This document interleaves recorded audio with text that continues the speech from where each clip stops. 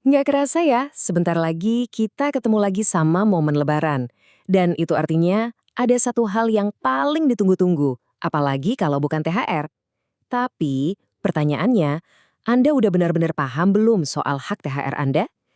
Nah, dalam beberapa menit ke depan, yuk kita bedah tuntas semua aturan THR 2026, biar Anda tahu persis hak Anda dan nggak salah langkah. Pertanyaan ini mungkin kelihatannya sederhana ya, tapi jawabannya itu penting banget. Soalnya, THR itu bukan sekedar bonus atau uang kaget dari perusahaan. Ini adalah hak Anda loh yang beneran dijamin oleh undang-undang. Jadi, memahami hak ini adalah kunci utama supaya Anda bisa memastikan mendapatkannya secara penuh dan tepat waktu. Oke, kita mulai dari yang paling dasar dulu ya, dari fondasinya. Penting banget nih buat dicatat, THR itu bukan bonus atau hadiah. Menurut hukum yang berlaku, THR adalah sebuah kewajiban mutlak bagi perusahaan. Yuk kita lihat lebih dalam lagi dasar hukumnya. Intinya tuh begini, THR adalah pendapatan di luar gaji yang wajib dibayarkan. Kata kuncinya di sini cuma satu, wajib. Artinya nggak ada ceritanya perusahaan bisa berkelit atau bilang ini kebijakan opsional. Ini adalah hak Anda sebagai pekerja yang dilindungi penuh oleh hukum. Oke, sekarang kita udah tahu kalau THR itu wajib. Pertanyaan selanjutnya yang paling ditunggu-tunggu pastinya, siapa aja sih yang berhak menerimanya? Dan yang paling penting, kapan cairnya? Mari kita lihat jadwal dan siapa saja yang masuk dalam daftar penerima untuk tahun 2026. Coba deh kita perhatikan timeline ini baik-baik. Dengan prediksi Idul Fitri yang jatuh sekitar tanggal 21 Maret, aturan pemerintah itu jelas banget menetapkan batas akhir pembayaran THR adalah H10, yang berarti jatuh di tanggal 11 Maret 2026. Nah, ini tanggal krusial, jadi tolong dicatat ya. Kalau lewat dari tanggal itu, perusahaan sudah dianggap terlambat. Wah, daftarnya ternyata panjang juga ya. Aturan ini ternyata nggak cuma berlaku buat karyawan swasta aja loh, tapi juga mencakup aparatur sipil negara, anggota TNI dan Polri, bahkan sampai para pensiunan. Intinya sih, selama Anda punya hubungan kerja dan memenuhi syarat masa kerja, Anda berhak atas THR. Nah, ini dia nih bagian yang paling ditunggu-tunggu. Soal duitnya. Gimana sih cara menghitungnya biar kita yakin dapat jumlah yang pas dan gak kurang sepeser pun? Yuk kita bedah bareng-bareng rumusnya. Sebenarnya, cara ngitungnya itu sederhana kok, dan patokannya cuma satu, masa kerja Anda. Apakah sudah 12 bulan atau belum?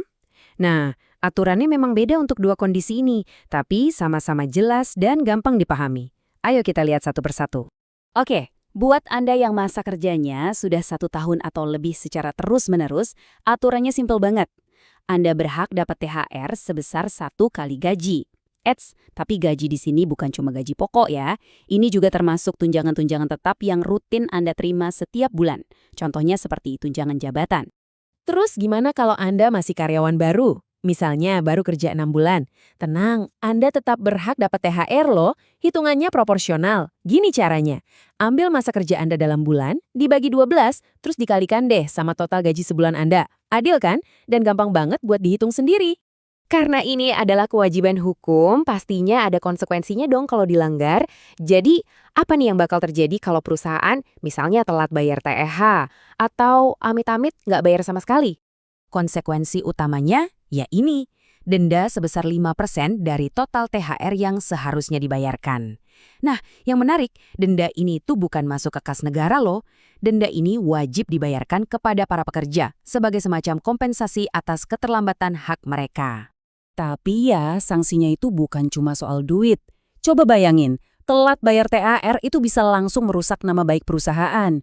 Kepercayaan karyawan ke manajemen bisa langsung anjlok. Nah, kalau udah gitu, suasana kerja jadi nggak kondusif lagi kan? Lalu kalau Anda mengalami THR yang terlambat, apa yang harus dilakukan?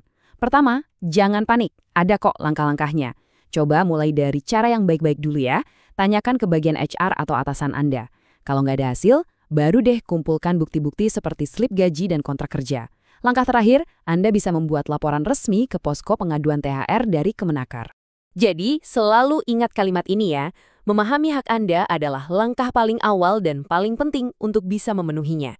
Sekarang, Anda sudah tahu semua aturannya, dari jadwal, siapa yang berhak, sampai cara hitungnya. Pertanyaannya sekarang, dengan bekal informasi ini, apa langkah pertama yang akan Anda lakukan? Semoga pembahasan ini bermanfaat